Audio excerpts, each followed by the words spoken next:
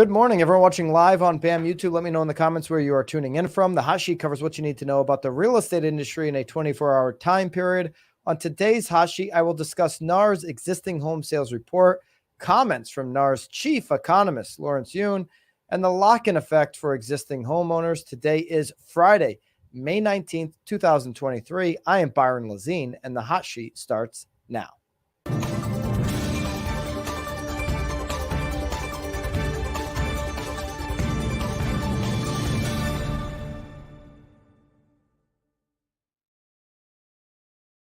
Good morning, and thank you for closing out another week with us here on BAM on the Hot Sheet. Hit the thumbs up and also hit the link down below for BAMX. If you have been enjoying the Hot Sheet, if you're listen onto the replay or you're here live every single day, I know for sure you need to check out the Hot Sheet, or check out BAMX rather, if you love the Hot Sheet. Become a better agent. Everybody is telling you what to do. BAMX actually shows you how to do it. We have monthly BAMX member courses loaded every single month, new and fresh from our internal BAM team. We also have BAMX live streams where we can ask real-time Q&As about the courses that you just consumed. And then you always get a 25% discount on all of our BAM creator courses. You also get the Facebook BAMX community where things are being posted there that are being posted nowhere else. Jimmy Mackin just posted something this week that blew my mind, and it's nowhere else on the internet. Make sure that you become a BAMX member. Love to have you and love to continue the conversation that we have here every morning over on BAMX. Jumping into the conversation of the moment. It's NAR's existing home sales report just came out yesterday. Existing home sales faded in April, 3.4%. Existing home sales receded to a seasonally adjusted annual rate of 4.28 million. If you remember on our last update, we were at 4.44 million, according to NAR, for a seasonally adjusted total transactions. So sales have now fallen 23.2% from 1 year ago. The median existing home sales price also slipped 1.7% from 1 year ago to $388,800. So year over year on sales, we are now down 1.7%. The inventory of unsold existing homes increased 7.2% from the previous month to 1.04 million at the end of April. Okay, so we're up over a million. We're sitting at 980,000 the way NAR calculates inventory, which includes those pending sales. I don't know what you've seen in your market, but I've seen across a lot of market, pendings are taking a little bit longer as they navigate through inspections with the uncertainty of, am I paying too much? And maybe I want to negotiate a little bit more. And so that might be lengthening a little bit of time. Of course, it's well off of the 2 to 2.5 million homes of NAR inventory, the way they calculate inventory, that we would see in a normal market. Okay. Right now we're sitting at 2.9 months supply of inventory at the current sales price, which is well below a buyer's market. A buyer's market would start at 7 months. 6 months of inventory is a normal market, according to basically everybody except for Redfin, which says it starts at 5. So again, 4.28 million seasonally adjusted now. We saw that report earlier in the week where Zillow believes if we default on our debt, which the government, President Biden, the Speaker of the House, these guys are telling us that's not going to happen. But Zillow says if that does happen, this number of 4.3 million would drop down to 3.3 million. So we'd lose 1 million home sales should we default on the debt. Month over month, we're down 3.4%. So we've seen less transactions on existing homes. So this is carving out new homes, which makes up 25% of the current inventory. We're down 3.4% month over month and 23.2%. This is total sales. Again, total sales, not prices, year over year. Inventory is at 2.9 months. We were at 2.2 months in April 2022. So we're up a little bit there. And again, that median sales price at 388.8. You've got this card down below for you in the daily download. All of our sources live and all of the charts absolutely free. You sign up once, you get an email directly into your inbox each and every single day. The Realtor Confidence Index right now is right in front of you. April 2023 is the blue, and April 2022 is the lighter blue. So first-time home buyers, percentage of sales, 29% for April 2023. Sales to investors makes up 17%. Cash sales making up 28% versus this time last year at 26%. Distressed sales still coming in at 1%. 1% of sales. Let me know if 1 out of 100 sales is what you're experiencing for distressed sales, or if you're experiencing a higher number in your market and where that market would be. Days on market now 22 versus 17. Have days on market increased for you? Love to know what's going on in your market. Okay, median price point for existing home sales again is at 388.8. We did see 413.8 in the middle of last year. That was the peak number there. So you can see the trajectory according to NAR on existing home sale prices. Okay. Again, first-time home buyers making up 29% in April on that number there. Total existing home sales percent year over year, down 23.2%. You can see that we've been down every single month since they started increasing the interest rate. You can see the trajectory there. We've come off of the high in January of being down 36.9%. Total existing home sales, seasonally adjusted annual rate, now down to 4.3. We did spike there in the beginning of the year to a projection of 4.5, now down to 4.3. Well off of the peak in 2020 at 6.5, or the 2022 peak of 6.3 million. I think Steve Harney it was. I'll look it up on Twitter here. Steve Harney, who was the founder of Keeping Current Matters. Now his son, Bill Harney, owns the company, runs the company. He had a really good perspective on this number of 4.3 sales. He actually did a little bit of basic math for us on his Twitter feed. Let me see if I can find it here. Here's my take on NAR's latest existing home sales report, according to Steve Harney. He did the math. 11,726 homes sell a day, 4.28 million divided by 365, which means 488 sell an hour, which means over 8 sell a minute. And so they're putting it into perspective. There are still plenty of sales, and we do see a reduction in full-time professional agents. So there's still just about as much opportunity as Steve's point right now for the agents that want it, that want to go out there and grab those sales and serve their community, which is ultimately what real estate agents sign up to do when they get a license. It is to serve the community and help them navigate a complex, complicated market that we are dealing with right now. All of those NAR slides and sources will be down below for you in the daily download. Let's shift over now to what Lawrence Yun says in his comments this week when he appeared on CNBC. I have the clip for us. It's a 4-minute clip. We'll go through a good chunk of it here. Haley, if you could bring that up. I'd like to react to the NAR chief economist comments right now. Let's jump into it. Applications to purchase a home dropped nearly 5% last week. They're still down 6% from the same time last year. For more on what it means for housing, let's ask Lawrence Yun. He's the chief economist at the National Association of Realtors. Lawrence, welcome. Any signs that prices are going to drop, or you think they're just going to stay up here? Good afternoon, Kelly. Well, the prices are holding on for the most part, but there are some regional variation. Out in the West, the very expensive region of the country, always most sensitive to the mortgage rate changes, prices have come down. In San Francisco, it has come down in the 10% range. But rest of the country is seeing mild price increases. I would say roughly half of the country on the positive territory and half of the country on the negative territory, but only modestly.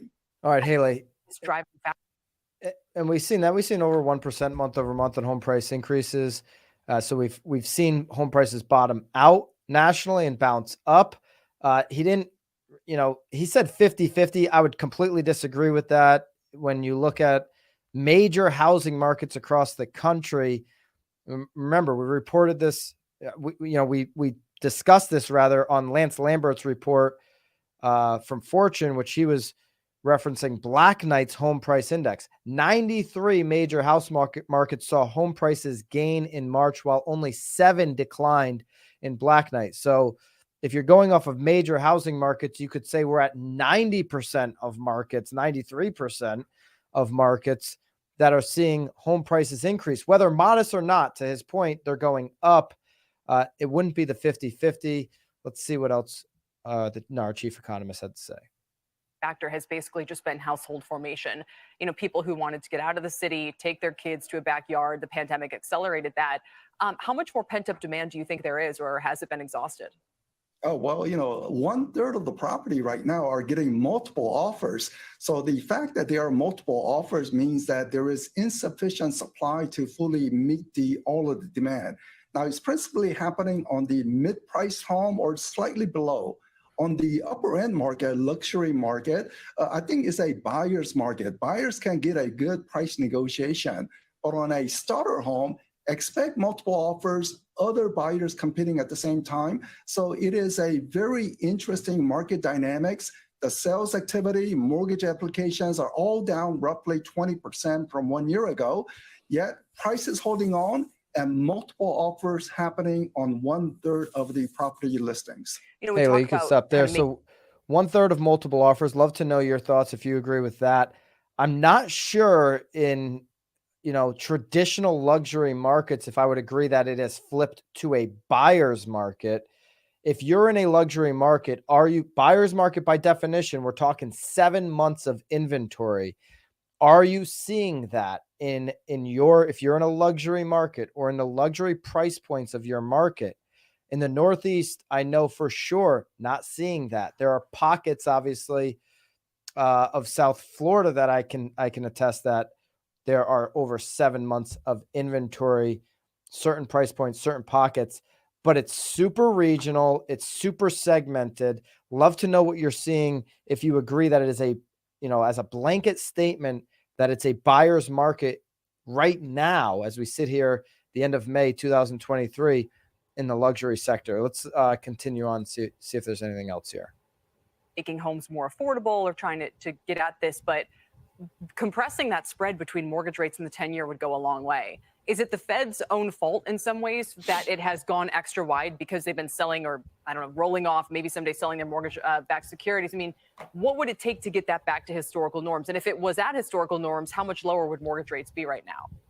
Well, if we had a normal spread between the 10-year Treasury and the 30-year fixed rate mortgage, today, mortgage rates would be 100 basis point lower. Wow. In other words, 5.5% mortgage rate. I mean, that will bring in additional buyers into the marketplace. Now, we don't have enough supply, so we have to think about long-term solution to supply, which involve home building.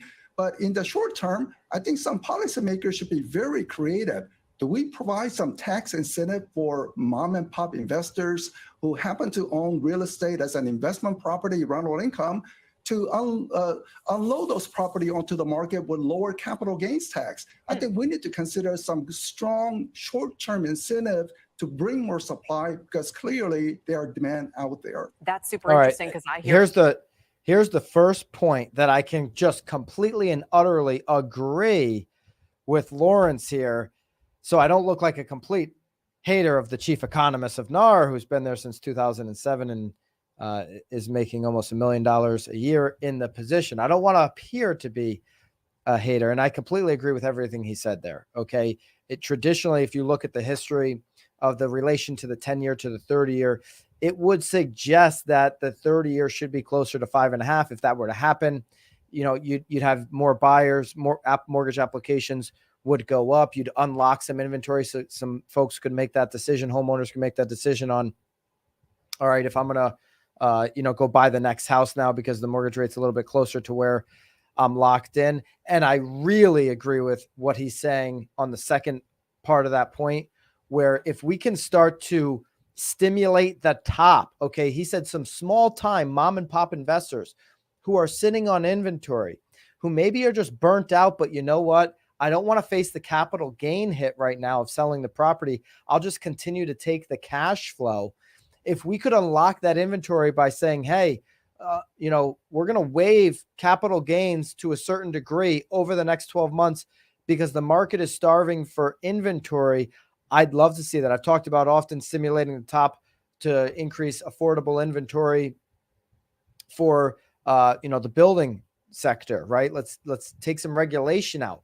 Maybe we can take a trade off too with these small time investors where it's like, hey, we're going to reduce taxes by this much, and maybe we're going to cap out at a certain price. That's a little bit tricky because now you're kind of really influencing the market. You still want the market dynamics to take hold and highest bidder. But my point is, I like how he's thinking. Let's kind of stimulate the top there to create inventory in a time where we're starving for inventory, and builders certainly can't produce the product needed, which is a price in line with the existing home sale median price right now, which is $388, which is far off of the median for the new product at $450. Haley, let's see if there's anything else there to react from Lawrence Yune's comments here this week.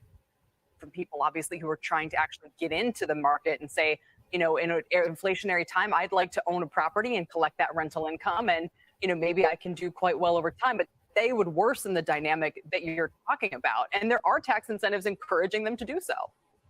It's especially designed, just for the short-term supply increase. So it can be designed specifically to say that if the buyer is an owner-occupant and the seller is a real estate investor, well, maybe lower capital gains tax will provide that incentives.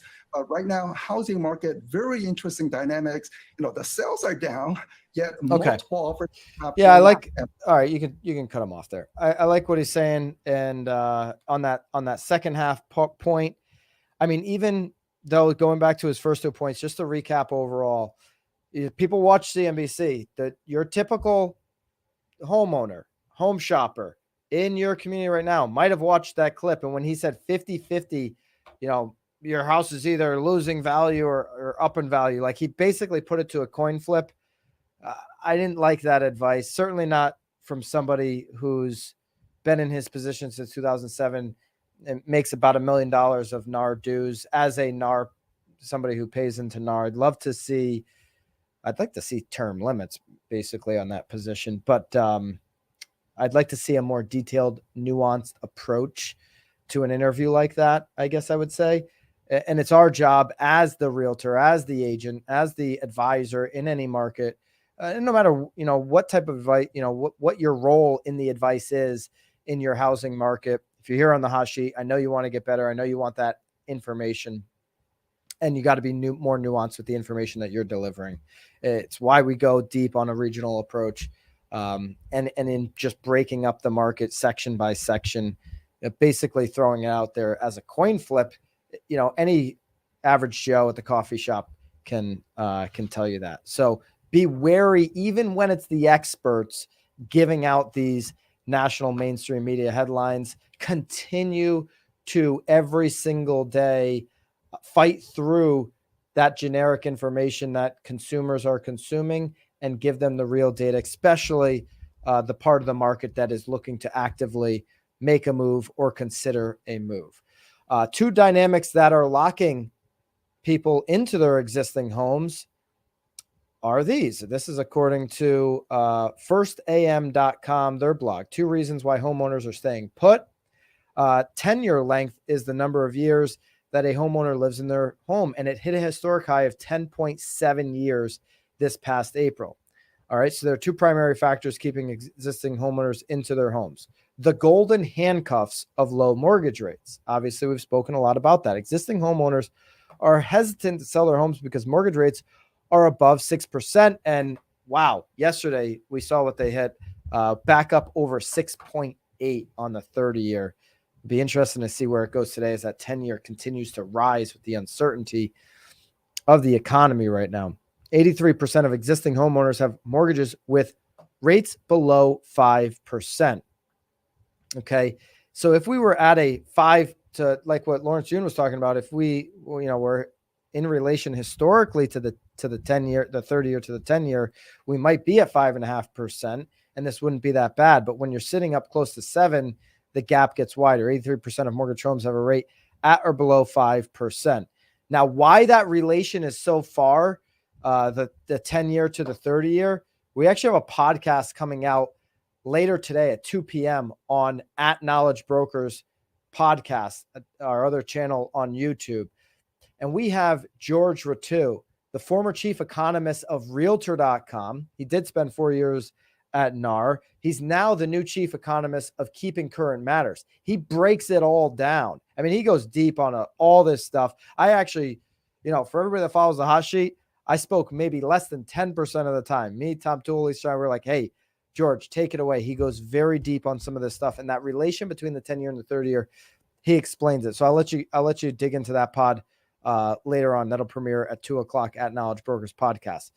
But that gap is holding us back. That 83% of mortgage homes at a rate below 5% or lower is holding people back. Here's a chart that kind of shows you what percent of outstanding residential mortgages by interest rate are in these categories. Okay. Now, 4 out of 10 homes, here's the opportunity. Okay. So here's the opportunity. We spoke about this a little bit on the Knowledge Brokers podcast. 4 out of 10 homes are free and clear. There's no mortgage on them. So if you're trying to unlock inventory in your market, consider going after homeowners that do not have a mortgage. It's 42% of homeowners do not have a mortgage. So something to consider there. Okay. The housing market is unlike most markets. Typically the seller or the supplier into the market makes a decision to add supply to the market independent of the buyer. Okay. The source of demand. They're not considering the demand. It's their decision to buy something else, right? People don't sell to become homeless. That's the famous Logan Motoshami quote. They're selling to go buy something. So they are going to jump right into the demand pool. So yet in the housing market, the seller and buyer are in many cases the same. They're the existing home market. So to buy a new home, you must sell the home you already own and then find that new home. And the dilemma is obviously, what home am I going to find? Okay. So unlocking that 42% of homeowners who are free and clear that are not deterred by the mortgage rate might be the opportunity there. They talk about this in this report put out, which I will link below in our daily download. Love to know comments from you, whether you're on the replay or here on the live. What are you thinking about? How are you unlocking inventory? How are you educating these home shoppers in this dilemma on this weekend that we're going into here late in May, which is typically the heart of the spring market? What are you doing to combat some of these fears that are supernatural and are happening every single day? Let's take a look at yesterday, where the 30-year was, as this 10-year reacts to the economy and continues to go up. Yesterday, we sat at a 30-year fixed rate of 6.82% on the final read. Could go up again. We'll see where it ends the week. Just 7 days ago, we were at 6.49 on May the 11th. Now, yesterday at May 18th, we were at 6.82. So over a quarter point jump there on the 30-year fixed. To put that into perspective, on the 1-year chart, we are now edging back up to 7, where we hit, earlier in the year, and then obviously fourth quarter last year. If the 10-year gets to if the 10-year gets to 3.8, we will see likely a 30-year fixed get back up over 7. Obviously, the 5-year chart out in front of you does not look that desirable, but when we max this thing out and go back from the 70s and go full perspective mode on the interest rate, it's really more of a normal range to be below between 6 and 7%. So kind of maxing out the 30-year trajectory might be something to do with home shoppers who believe that 6 and 7 is in Looney Tune land. When you show them this chart, it does put it into perspective historically. Definitely check out the George Ratu, former chief economist of Realtor.com and current chief economist over at KCM, on the Knowledge Brokers podcast. please consider subscribing to this channel if you're a fan of the Hot Sheet, and hit that BAMX link below if you're a fan of this show. I know you're going to be a fan of what we're doing in there. Join the conversation. Love to talk to you there. And until Monday, have a great weekend. And of course, toodaloo.